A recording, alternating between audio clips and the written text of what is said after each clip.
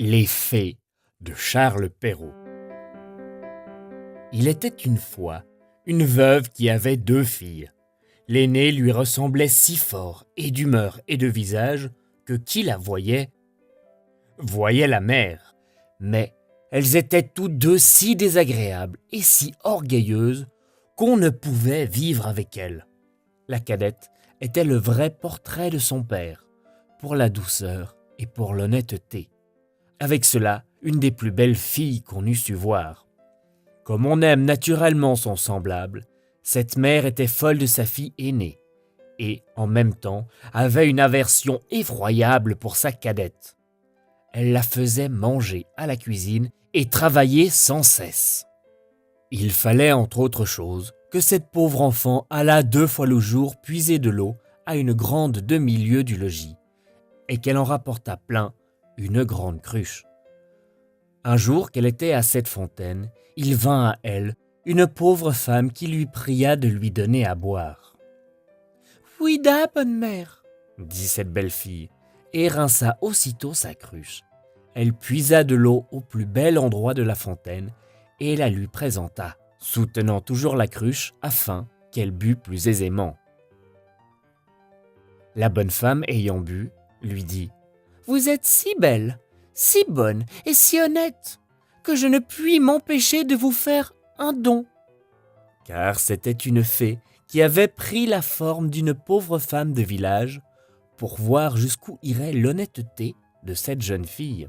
« Je vais vous donner pour don, poursuivit la fée, qu'à chaque parole que vous direz, il vous sortira de la bouche ou une fleur ou une pierre précieuse. » Lorsque cette fille arriva au logis, sa mère la gronda de revenir si tard de la fontaine.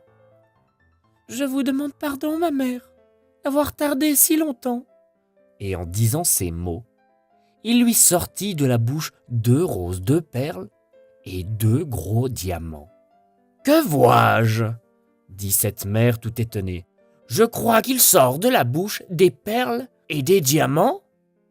D'où vient cela, ma fille ?» Ce fut là la première fois qu'elle l'appela sa fille. La pauvre enfant lui raconta naïvement tout ce qui lui était arrivé, non sans jeter une infinité de diamants. « Vraiment » dit la mère, « il faut que j'envoie ma fille. Tenez, Fauchon, voyez ce qui sort de la bouche de votre sœur quand elle parle. Ne seriez-vous pas bien aise d'avoir le même don? Vous n'avez qu'à aller puiser de l'eau à la fontaine, et quand une pauvre femme vous demandera à boire, vous lui en donnerez bien honnêtement. »« Il me ferait beau voir, » répondit la brutale. « Allez à la fontaine. »« Je veux que tu y ailles, » reprit la mère, « et tout à l'heure. » Elle y alla, mais toujours en grondant.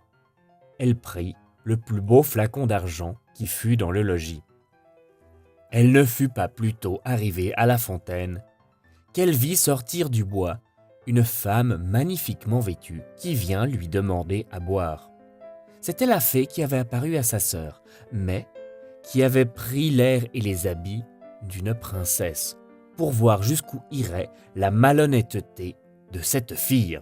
« Est-ce que je suis ici venue, » lui dit la brutale, « pour vous donner à boire. Et justement, j'ai apporté un flacon d'argent, tout exprès pour donner à boire à madame. »« J'en suis d'avis. Buvez à même si vous voulez. Vous n'êtes guère honnête, » reprit la fée, sans se mettre en colère. « Eh bien, puisque vous êtes si peu obligeante, je vous donne pour don qu'à chaque parole que vous direz, il vous sortira de la bouche un serpent ou un crapaud. » D'abord que sa mère l'aperçut, elle lui cria « Eh bien, ma fille !»« Eh bien, ma mère !» lui reprit la brutale en jetant 2 vipères et 2 crapauds. « Ô ciel !» s'écria la mère. « Que vois-je là? C'est sa sœur qui en est la cause. Elle me le payera. » Et aussitôt elle courut pour la battre. La pauvre enfant s'enfuit et alla se sauver dans la forêt prochaine. Le fils du roi qui revenait de la chasse la rencontra et, la voyant si belle, lui demanda ce qu'elle faisait là, toute seule, et ce qu'elle avait à pleurer. « Hélas, monsieur, c'est ma mère qui m'a chassé du logis. » Le fils du roi, qui vit sortir de sa bouche 5 ou 6 perles et autant de diamants, lui pria de lui dire d'où cela lui venait. Elle lui conta toute l'aventure. Le fils du roi en devint amoureux, et considérant qu'un tel don valait mieux que tout ce qu'on pouvait donner en mariage à un autre, l'emmena au palais du roi, son père, où il l'épousa. Pour sa sœur, elle se fit tant haïr que sa propre mère la chassa de chez elle. Et la malheureuse, après avoir bien couru, sans trouver personne qui voulût la recevoir, alla mourir au coin d'un bois. Moralité, les diamants et les pistoles peuvent beaucoup sur les esprits.